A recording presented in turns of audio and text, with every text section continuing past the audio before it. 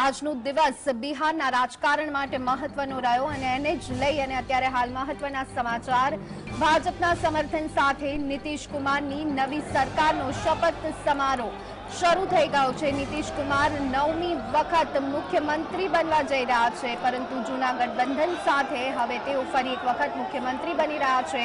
નવા મંત્રીઓમાં નીતિશ કુમાર ઉપરાંત 8 મંત્રીઓ શપથ લેવાના છે। નવી સરકારમાં જેડીયુ અને ભાજપના 3 હમ અને અપક્ષના એક નેતા શપથ લેવાના છે। સમ્રાટ ચૌધરી અને વિજયકુમાર સિન્હા નવા નાયબ મુખ્યમંત્રી બનવા જઈ રહ્યા છે, તો નીતિશ કુમાર સરકારના નવા કહી શકાય કે મંત્રીઓ પણ શપથ લેવાના છે અને હવે શપથવિધિ સમારોહ શરૂ થઈ ગયો છે। નવી સરકારનો શપથવિધિ સમારોહ શરૂ થઈ રહ્યો છે। નીતિશ કુમાર 9મી વખત મુખ્યમંત્રી બનવા જઈ રહ્યા છે। ગઠબંધન જૂનું, પરંતુ 9મી વખત ફરી એક વખત મુખ્યમંત્રી નીતિશ કુમાર જોવા મળી રહ્યા છે અને આખરે બિહારમાં આની સાથે જ આરજેડી અને જેડીયુ જે ગઠબંધન હતું તે અહીંયા પૂરું થઈ ગયું છે। 1.5 વર્ષ આ ગઠબંધન ચાલ્યું, પરંતુ આખરે નીતિશ કુમાર જે બાબત માટે જાણીતા છે અને ફરી એક વખત તેમની તેજ તાસીર જોવા મળી અને તેઓ ફરી એક વખત બીજેપી તરફ ઢળતા જોવા મળ્યા, પક્ષ પલટો કરતા જોવા મળ્યા। આમ જોઈએ તો ક્યાંક ને ક્યાંક તેમની જે છબી છે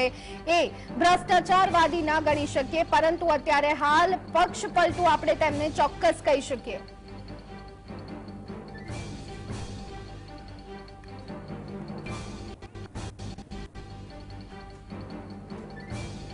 તો અન્ય એક મહત્વપૂર્ણ સમાચાર, જેડીયુ સાથે ગઠબંધન તૂટ્યા બાદ તેજસ્વી યાદવનું સૌથી મોટું નિવેદન સામે આવ્યું હતું। 2024માં જ જેડીયુ ખતમ થઈ જશે તેવું નિવેદન તેજસ્વી યાદવે આપ્યું હતું।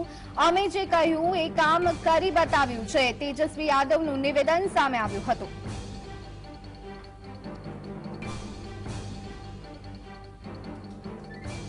लेकिन एक बात स्पष्ट रूप से मैं कह देना चाहता हूं कि अभी खेल शुरू हुई है, अभी खेल बाकी है और मैं जो कहता हूं वो करता हूं।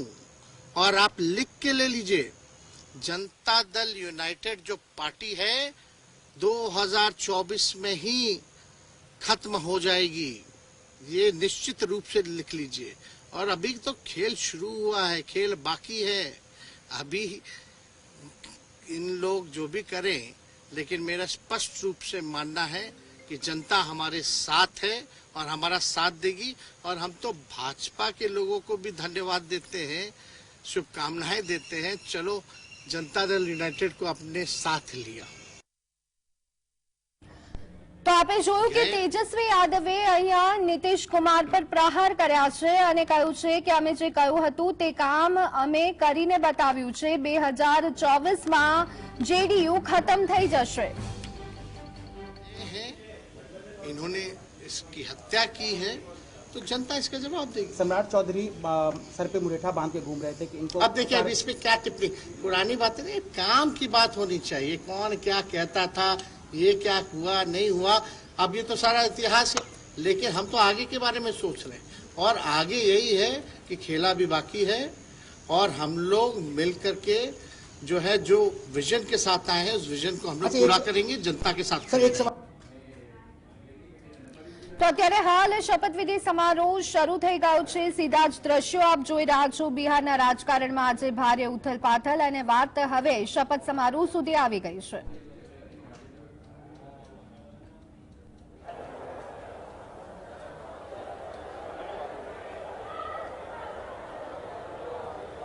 તો નવી સરકારના શપથ સમારોહની જે કહી શકાય કે છેલ્લા ઘણા દિવસોથી ચર્ચાઓ ચાલી રહી હતી, આજનો દિવસ, રવિવારનો દિવસ, બિહારના રાજકારણનો સૌથી મોટો દિવસ। નીતિશ કુમાર મંચ પર પહોંચી ગયા છે। શપથ સમારોહ હવે શરૂ થવા જઈ રહ્યો છે। તેઓ ફરી એક વખત 9મી વખત કહી શકાય કે મુખ્યમંત્રી પદ માટે શપથ ગ્રહણ કરી રહ્યા છે। બિહાર જ નહીં, પરંતુ હિન્દી પટ્ટામાં જબરજસ્ત વર્ચસ્વ ધરાવતા નીતિશ કુમાર ફરી એક વખત ભારતીય જનતા પાર્ટી સાથે મળી અને સરકાર બનાવવા જઈ રહ્યા છે। તેમની સાથે 8 જેટલા મંત્રીઓ પણ શપથ લેવાના છે। सत्यनिष्ठा से प्रतिज्ञान करता हूं कि मैं विधि द्वारा स्थापित भारत के संविधान के प्रति सच्ची श्रद्धा और निष्ठा रखूंगा। मैं भारत की प्रभुता और अखंडता अक्षुण्ण रखूंगा। मैं बिहार राज्य के मुख्यमंत्री के रूप में अपने कर्तव्यों का श्रद्धापूर्वक और शुद्ध अंतःकरण से निर्वहन करूंगा तथा मैं भय या पक्षपात, अनुराग या द्वेष के बिना सभी प्रकार के लोगों के प्रति संविधान और विधि के अनुसार न्याय करूंगा।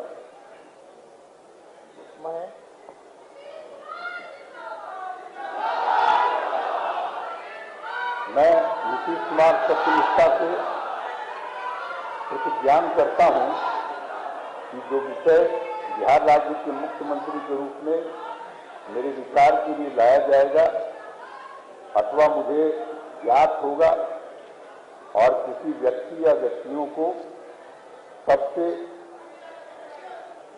सिवाय, जबकि ऐसे मुख्यमंत्री के रूप में अनेक कर्तव्यों के सम्यक निर्वहन के लिए ऐसा करना अपेक्षित होगा, मैं प्रत्यक्ष अथवा अप्रत्यक्ष रूप से संसूचित या प्रकट नहीं करूंगा।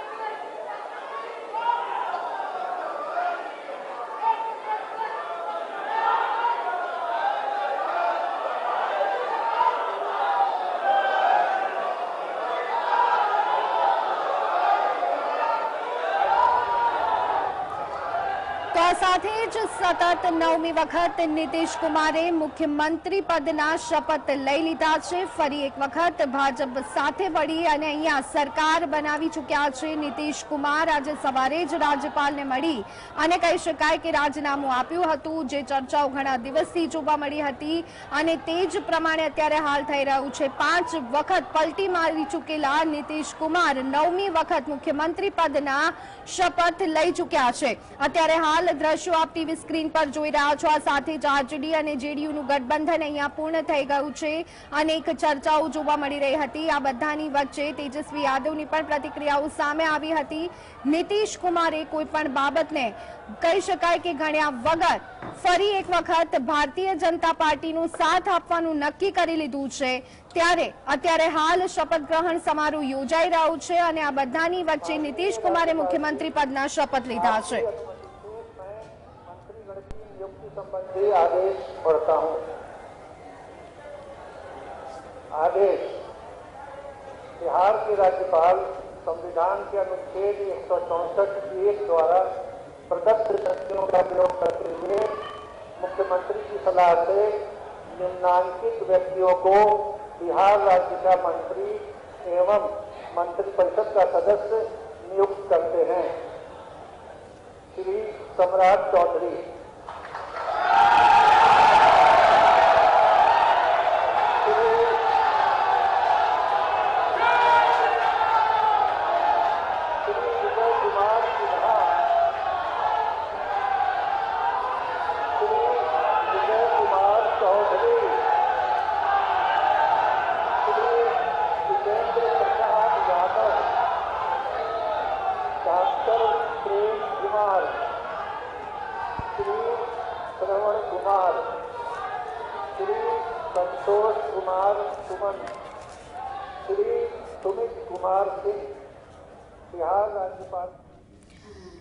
તો આખરે બિહારમાં હાઈ વોલ્ટેજ ડ્રામા પછી અહીંયા કહી શકાય કે દિવસ આવી જ ગયો કે નીતિશ કુમારે પલટી મારી લીધી અને ભારતીય જનતા પાર્ટી સાથે મળી અને 9મી વખત બિહારના મુખ્યમંત્રી પદના શપથ લીધા છે। ત્યારે આખા કયા સમીકરણો અહીંયા જોવા મળ્યા તે સમજવાનો પ્રયત્ન પણ કરીશું અને હવે આગળનું સિનેરિયો, આગળનું ચિત્ર શું હશે તે વિશે પણ ચર્ચા કરીશું। અને આ ચર્ચા કરવા માટે અત્યારે હાલ મારી સાથે જોડાઈ ગયા છે આલોક ભદોરિયા કે જેઓ વરિષ્ઠ પત્રકાર છે, સાથે જ્યોતિબેન અમીન અને પ્રદ્યુમનસિંહ સરવૈયા जो पोते राजकीय विश्लेषक छे। बन्ने त्रण मेहमानों स्वागत है। आलोक जी, अभी की जो स्थिति हमें देखने को मिली काफी दिनों से चर्चाएं हमें देखने को मिल रही थी, लेकिन आज वो दिन आ ही गया कि नीतीश कुमार अल्टीमेटली भाजपा के साथ हमें देखने को मिल गए। कैसे देख रहे हो ये सारी चीजें आप? मुझे ऐसा लग रहा है कि ये नीतीश कुमार ने अपनी आखिरी पारी खेल ली है और ये आखिरी बार ये मेरे ख्याल से मुख्यमंत्री बन गए हैं। अब शायद इनका अगला जो पड़ाव होगा, जो अगला जो कदम होगा, ये मुझे लग रहा है कि ये उपराष्ट्रपति के पद पर पहुंच सकते हैं, वहीं से इनकी विदाई है। सक्रिय राजनीति का मेरे ख्याल से ये अंतिम दौर है, क्योंकि 9 बार आपको पलटना और 1.5 साल के बाद फिर वापस पहुंच जाना तो कोई मतलब नहीं है। अगर देखा जाए तो अगर इंडिया गठबंधन के तौर पे भी अगर देखा जाए तो इंडिया गठबंधन में आपके पास में असीम संभावनाएं थी। ठीक है, आपको संयोजक घोषित नहीं किया गया, लेकिन तब भी संभावना थी। अगर चुनाव के बाद के समीकरण बनते तो प्रधानमंत्री, उप प्रधानमंत्री या गृह मंत्री जैसे 3 सशक्त में से कोई एक पद के आप दावेदार थे, बिल्कुल थे दावेदार। भारतीय जनता पार्टी में अब कहीं दावेदार नहीं है, ना प्रधानमंत्री पद के दावेदार है, ना उप प्रधानमंत्री, ना गृह मंत्री। और ये भी मुझे डाउट है कि ये लोकसभा चुनाव के बाद में आप मुख्यमंत्री कितने दिन रह पाते हैं, ये चीज है। लेकिन मैं इसको सारे मेरे साथी भी सब उसको नीतीश कुमार के तरीके से देख रहे हैं। मैं नीतीश कुमार के नहीं देख रहा हूं, मैं देख रहा हूं कि ये जो ऑपरेशन लोटस हुआ है, ये हुआ है केंद्र के इशारे पर हुआ है। केंद्र को जो इस समय बौखलाया हुआ था, नॉर्थ ईस्ट में जिस तरीके से उनकी यात्रा निकली राहुल गांधी की, बंगाल में भी उनको प्रचुर समर्थन है आज जो निकल रही है। तो इन्होंने 2 काम किए। पहला, अगर ये बिहार में भी अगर ये बने रहते, इंडिया गठबंधन में बने रहते, तो भाजपा के लिए सत्ता की चाबी बड़ी मुश्किल हो जाती। इसलिए मुश्किल हो जाती, आप ये मान करके चलिए कि बीजेपी के 17 MP है। अगर ये 3 कॉम्बिनेशन होता, जनता दल, राजद और कांग्रेस, और वाले तो है, अगर ये कॉम्बिनेशन अगर चुनाव लड़ता तो भारतीय जनता पार्टी के लिए अपनी लोकसभा की सीटें 2024 के इलेक्शन में बचा पाना मुश्किल हो जाता। तो मुझे लगता है कि हम कह रहे हैं कि नीतीश कुमार की है, मुझे ऐसा लगता है कि ये भाजपा के 2 शीर्ष नेतृत्व की केंद्र में सत्ता बचाए रखने की एक मुहिम है, एक चाल है। दूसरा, मेरे को एक ये भी कहना है कि पश्चिम बंगाल को भी मैं लेते हुए चलूंगा, थोड़ा सा लूंगा पश्चिम बंगाल का। पश्चिम बंगाल को जैसे वो ममता बनर्जी ने जो अकेले चुनाव लड़ने का फैसला किया, वो बेहद ही स्ट्रेटेजिक मूव है। वो इसलिए स्ट्रेटेजिक मूव मैं मानता हूं कि अगर कोई टीएमसी से नाराज है या भारतीय जनता पार्टी से नाराज है तो उसके पास 2 ऑप्शन है वोट देने के। पहले या तो वो टीएमसी को दे दे, और अगर वो टीएमसी को नहीं चाहता, कांग्रेस और अगर लेफ्ट अगर मिलकर लड़ते हैं, तो उसके पास ऑप्शन भी था कि वो कांग्रेस और लेफ्ट को वोट देता। यानी भारतीय जनता पार्टी को वोट मिलने की संभावना पश्चिम बंगाल में लगभग खत्म सी हो गई थी। 2 ऑप्शन मतदाताओं के पास में थे। लेकिन बिहार में कोई ऑप्शन नहीं था। बिहार में तो सिर्फ एक ऑप्शन था कि ये महागठबंधन इंडिया अलायंस से चुनाव लड़ता और भारतीय जनता पार्टी के लिए सरकार बचाना बहुत मुश्किल हो जाता। तो इसलिए ये ऑपरेशन उन्होंने किया है। और नीतीश कुमार का तो अगर राजनीतिक तौर पे देखा जाए तो ये तो हाराकिरी है। ठीक है, आप मुख्यमंत्री बन गए, फिर आपने मुख्यमंत्री का पद ले लिया, और ये भी है, इसको हम कमाल नहीं मानते। आप छोटे दल होने के बावजूद अगर आप ये सीएम का अगर भार संभाले हुए हैं तो, लेकिन इस बार चीजें अलग होंगी। पिछली बार की तरह ऐसा नहीं होने जा रहा है। अभी जब ये गृह मंत्रालयों का बंटवारा होगा तो पता चलेगा। सूचनाएं ऐसी हैं अभी जिनको मैं पुष्टि नहीं कर सकता। सूचनाएं ऐसी हैं कि इस बार गृह मंत्री राज्य का गृह का और वित्त का प्रभार हो सकता है कि भाजपा अपने पास में रख ले। अगर गृह और वित्त अगर उनके पास में रह गया तो आप समझिए कि नीतीश कुमार फिर वो दिखावटी रह जाएंगे अपना वो उद्घाटन और भाषण देने के लिए। और इसके अलावा राजनीतिक हाराकिरी है, मतलब मुझे कोई नहीं लगता कि ये कोई समझदारी पूर्ण निर्देश है। इसके बाद एक ऐसा है कि जनता में जब वोट मांगने जाएंगे तो इस बार नीतीश कुमार के लिए भी दिक्कत होगी। लेकिन हाँ, सब कुछ फायदे में भारतीय जनता पार्टी के लिए है। लेकिन यहीं पर एक जोखिम भी है। एक राइडर के साथ में मैं बोलता हूं कि वो भारतीय जनता पार्टी के लिए फायदेमंद है। राइडर ये है कि अब कांग्रेस को ज्यादा शेयर वहां पे मिलेगा। जो जनता दल को जो वो 16 सीटें देने की तैयारी कर रहे थे, तो अब वो ज्यादा शेयर मिलेगा। अब अगर ये मिलकर चुनाव लड़ते हैं और अगर अगर लालू अगर जेल के शिक्षों के पीछे नहीं गए, तो मेरा मानना ये है कि इस बार लोकसभा चुनाव भले ही आप नीतीश को मिला लें तो मुझे नहीं लगता कि बीजेपी के लिए आसान होगा। और बीजेपी का जो गणित है, मुझे लग रहा है कि वो बूमरैंग करेगा। भारतीय जनता पार्टी उस तरीके से सफल नहीं हो पाएगी।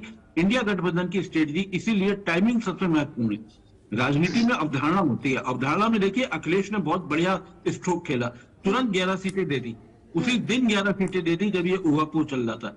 इसका मतलब कि भारतीय जनता पार्टी के लिए उन्होंने जो राम का धर्म का जो मुद्दा छेड़ा था, वो लगता है कि उनको खुद भी यकीन नहीं है कि वो चुनाव तक चल पाएगा अप्रैल या मई तक, इसीलिए ये सारी कार्रवाई की जा रही है। जी बिल्कुल। आलोक जी, यहाँ पे नीतीश कुमार का जो एक मोह हमें देखने को मिल रहा था सीएम पद की कुर्सी के लिए, वो बीजेपी ने यहाँ पे फुलफिल कर दिया। लेकिन ये सारी चीजों के बीच में तेजस्वी यादव का एक बयान सामने आया है और उन्होंने बोला है कि 2024 तक ये जो पार्टी है वो खत्म होने वाली है। जो यहाँ पे पार्टी है उसके अस्तित्व पे सवाल यहाँ पे खड़े किए हैं तेजस्वी कुमार ने। आपका इन बारे में क्या मानना है? मेरा मानना है कि अगर लालू जी अगर बाहर हैं और बिहार की राजनीति में अगर सक्रिय हैं और इंडिया की गठबंधन की राजनीति में भी सक्रिय हैं, तो जदयू के तमाम, देखिए एक ऐसा है कि लोकसभा चुनाव में जो भी होगा माहौल बनेगा। आप देखिए माहौल जिस तरीके से बनता है तो जदयू में दोफाड़ तो बहुत ही आसान है। इसलिए भी आसान है क्योंकि लोकसभा के चुनाव में मुझे नहीं लगता इतने सारे एडजस्टमेंट है। इनको एनडीए को जीतनराम मांझी को भी साधना है, एनडीए को चिराग पासवान को भी साधना है, तमाम पार्टियों को साधना है। तो ऐसी स्थिति में मुझे नहीं लगता कि नरेंद्र मोदी जी इस वाले गुट को, मतलब एनडीए वाले को ज्यादा प्रमुखता के साथ में सीट बांटेंगे। तो मुझे नहीं लगता कि नीतीश कुमार के दोनों हाथों में लड्डू आने वाले हैं। एक हाथ तो गिरना ही गिरना है, कब गिरेगा बस ये चुनाव के बाद ही आपको पता चल जाएगा। જી બિલકુલ। જ્યોતિબેન, આપની પાસે આવવા માંગીશ। આખો ઘટનાક્રમ જે જોવા મળ્યો, પરંતુ હવે અહીંયા કોનો ફાયદો કોનો નુકસાન એ આપણને આવનારો સમય બતાવશે। પરંતુ જે ગઠબંધન, ઇન્ડિયા ગઠબંધનની જે વાતો જોવા મળી રહી હતી, એલાયન્સની જે વાતો જોવા મળી રહી હતી, ક્યાંક મમતા બેનર્જી થોડા દૂર જતા જોવા મળ્યા, બધાની વચ્ચે નીતિશ કુમારે સાથ છોડ્યો। હવે આ જે એલાયન્સ છે એ કેટલું કારગત સાબિત થવાનું છે એની પર માનો ના માનો ક્યાંક ને ક્યાંક એક સવાલ ઉભો થઈ રહ્યો છે। આપનું શું માનવું છે? બિલકુલ, જે ઇન્ડિયા એલાયન્સ થયું હતું એના રચયિતા, એનો જે મૂળ પાયો નાખનાર, એ વિચાર આપનાર નીતિશ કુમાર હતા। અને હવે જ્યારે એમાંથી એ જ નીકળી ગયા છે તો હવે મુખ્ય ત્રણેય પક્ષો જ રહ્યા છે। કારણ કે મમતા બેનર્જી પણ એ સ્વતંત્ર રીતે ચાલી રહ્યા છે, કેજરીવાલ પણ સ્વતંત્ર રીતે ચાલી રહ્યા છે। એમણે પંજાબમાં ના પાડી છે, મમતાએ બંગાળમાં ના પાડી છે કોંગ્રેસની સીટો વહેંચણી માટે। તો હવે મુખ્ય ત્રણ રહ્યા, સપા અને બસપા અને આપણે લાલુ યાદવની આરજેડી અને કોંગ્રેસ। એટલે હવે જુઓ, હું પહેલેથી કહેતી આવી છું કે ગઠબંધન બહુ લાંબુ ચાલવાનું નથી, કારણ કે બધાની વિચારધારાઓ જુદી છે। એક સમયે બધા એકબીજાનો વિરોધ કરનારા હતા અને ફક્ત સત્તા માટે ભેગા થયા છે, ત્યારે જ્યારે સત્તાની ખેંચતાણ થશે તો આપોઆપ બધું છૂટું પડી જવાનું છે। હવે જો હમણાં આપણે વાત કરીએ, અત્યારે જે નીતિશ કુમારે છેડો પાડ્યો તે તો પહેલે સીએમ હતા, એટલે ફરી સીએમ બનીને એમને કઈ નવું નથી મેળવ્યું। પણ મારું સ્પષ્ટ માનવું છે કે આ એમનું એક રીતે આત્મઘાતી પગલું સાબિત થશે। એનું હું કારણ તમને કહું કે એમની એક તો વિશ્વસનીયતા હવે જોખમાઈ ગઈ છે। દર વર્ષે આ 2020 પછી જ્યારથી આ સરકાર બની છે ત્યારથી એ આમ તો થર્ડ પાર્ટી હતી, ત્રીજા નંબર ઉપર હતી એમની સીટો, અને છતાંય એમને મુખ્યમંત્રી પદ મળ્યું અને ભાજપાને આરજેડી બંને મોટું મન દાખવીને એમને સીએમ નું પદ આપ્યું હતું। પણ એમને એક પણ બાજુ પોતાની વફાદારી સાબિત ના કરી અને પહેલા બીજેપી, પછી આરજેડી, ફરી બીજેપી, ફરી આરજેડી ને હવે ફરી પાછળ બીજેપી માં આવ્યા છે। એટલે હવે એમની ઉપર બીજેપી કે આરજેડી પોતે જ વિશ્વાસ નહીં કરે। એટલે આ આત્મઘાત નંબર 1। હવે બીજું, આ તો જે છે બીજેપી એ લોકસભાની ચૂંટણી રાખીને એને ધ્યાનમાં રાખીને એમની સાથે ગઠબંધન કર્યું છે। એટલે જેવી લોકસભાની ચૂંટણી પતશે એની સાથે જેવી રીતે બીજેપી માહિર છે એમાં કે એમને કદ પ્રમાણે વેતરી કાઢવામાં આવશે। જેવી રીતે મહારાષ્ટ્રમાં આખો જે ખેલ રચાયો અને અત્યારે જેવું કહ્યું એમણે કે ભાઈ વિત્ત અને ગૃહ વિભાગ જો પોતાની પાસે રાખે તો પછી સીએમ તો આમ પણ એક શોભાના ગાંઠિયાની જેમ રહેશે।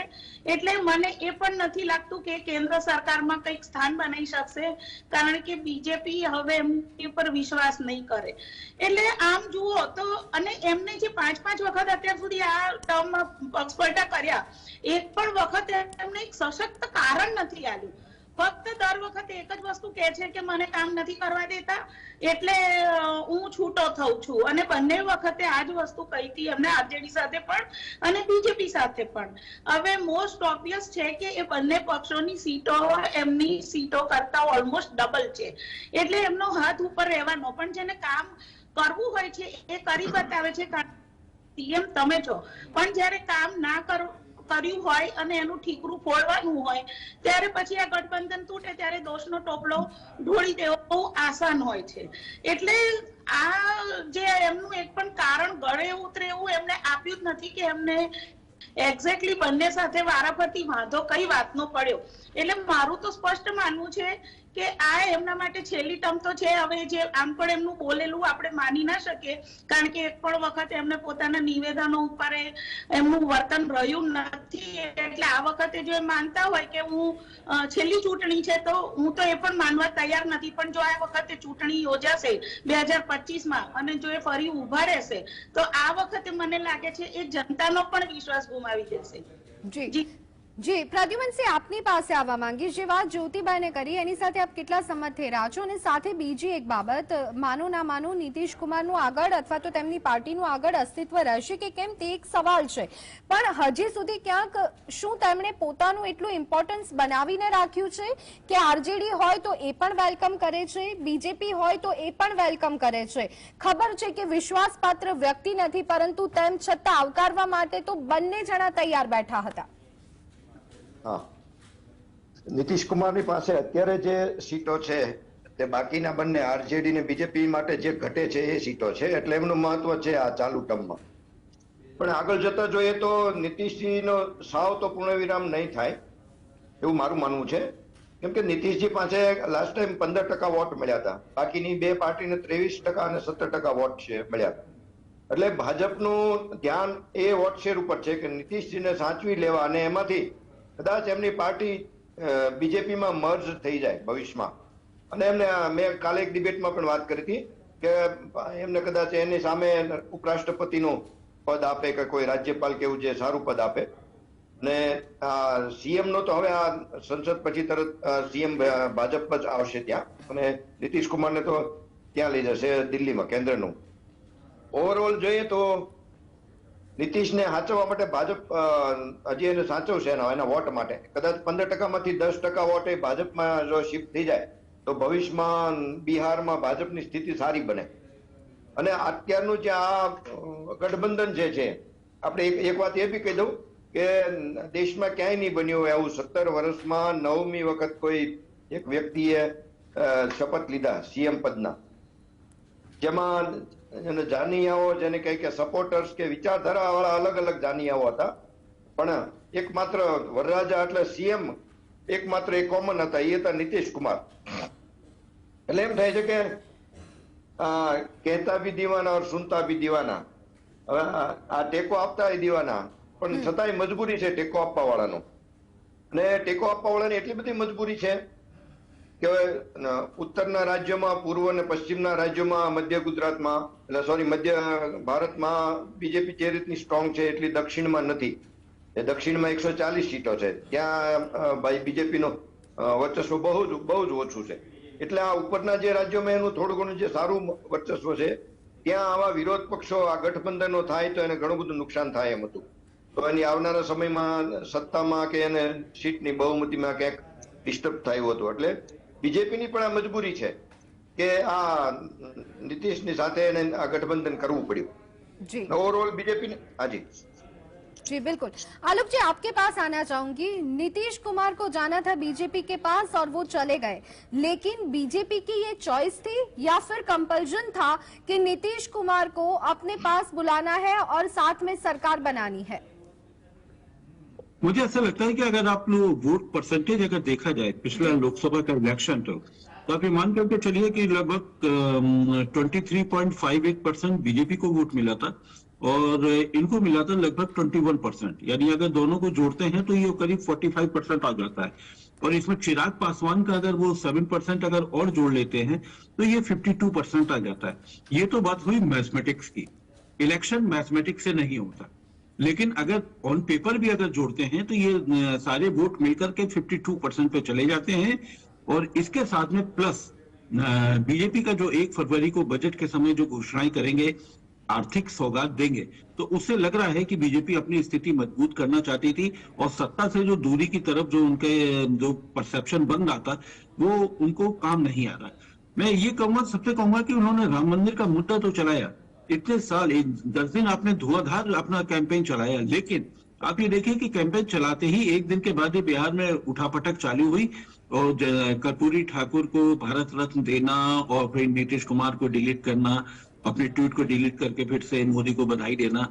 तो ये सारी पटकथा बताई जाती है कि आप भले ही आप लालू या तेजस्वी यादव पर दोष मढ़े, दोष उनका नहीं है, क्योंकि आपने पहले ही कदम अपने बढ़ा लिए थे और इसकी सूचनाएं पहले से मिल रही थी। जिस तरीके से आपने 20 जनवरी को आपने जो परिवर्तन किया था मंत्रियों के में, वो बहुत इंपॉर्टेंट थी और 29 दिसंबर को आपने ललन सिंह को हटा करके ले लिया था। यानी आप राजद के ऊपर आरोप नहीं लगा सकते, आप पहले से तैयार हो गए थे।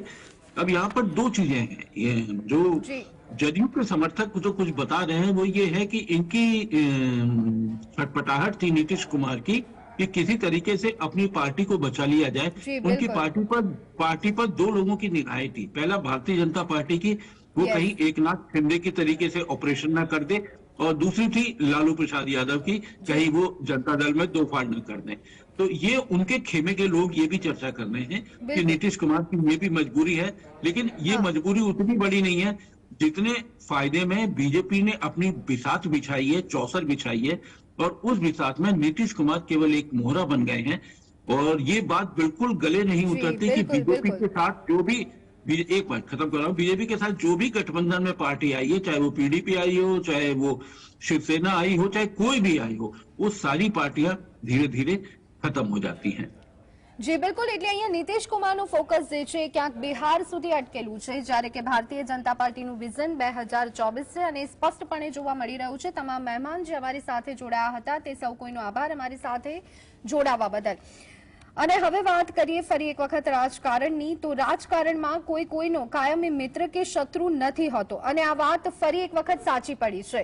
બિહારના રાજકીય સમીકરણોમાં થયેલા ફેરફાર પણ આ વાત સૂચવી જાય છે। એક સમયે વિપક્ષી ઇન્ડિયા ગઠબંધનના કન્વીનર પદના ઉમેદવાર માનવામાં આવતા નીતિશ કુમાર હવે બિહારમાં ફરી એકવાર ભાજપ સાથે ગઠબંધન કરી અને નવી સરકાર રચવા જઈ રહ્યા હતા અને અત્યારે હાલ શપથ સમારોહ પણ શરૂ થઈ ગયો છે। हम लोग तो सवाल ही नहीं पैदा होता है, मर जाना कबूल है, उनके साथ जाना हमको कभी कबूल नहीं है। ये अच्छी तरह जान लीजिए, समझ लीजिए, सब बोगस बात है। काहे के लिए बोल रहा है? इतना हिम्मत करके फिर मेहनत करके लाला करके हमको किया, क्या क्या कर दिया था ये बिना मतलब का। इनके पिताजी पर सब पर केस फेस करके क्या कर दिया था, अब बिना मतलब का हमको ये करके, और उसके बाद फिर जो हम लोग खत्म किए, तब फिर कुछ करने के चक्कर में कि इन लोगों को कैसे इधर से उधर करे, यही सब चक्कर में, समझ गए ना। इन लोगों को नुकसान है बिना मतलब का, हम कोई चीज के ये नहीं है। आजकल ऐसा चला देता है ना कि हम क्लेमेंट है कोई चीज, हम कुछ हो गए क्लेमेंट नहीं। हम क्या के लिए रहेंगे? हम तो विपक्षी दलों की एकता चाहते हैं, लेकिन हमको व्यक्तिगत कुछ नहीं चाहिए। मेरा निजी कोई स्वार्थ नहीं, हमको कुछ नहीं बनना है। सरकार के सहयोगी जो है वो भी विधायक हर रोज नीतीश बाबू का विरोध कर रहे हैं, वो भी जनता के विरोध का सामना कर रहे हैं। इनके आधे एमपी भाजपा के दरवाजे खटखटा रहे हैं। और मैं एक बात स्पष्ट कर देता हूं, किसी के मन में ये संशय हो कि चुनाव के परिणामों के बाद नीतीश बाबू को फिर से भाजपा एनडीए में लेगी, तो मैं बिहार की जनता को स्पष्ट कह देना चाहता हूं और लल्लन बाबू को भी स्पष्ट कहना चाहता हूं, आप लोगों के लिए भाजपा के दरवाजे हमेशा के लिए बंद हो चुके हैं।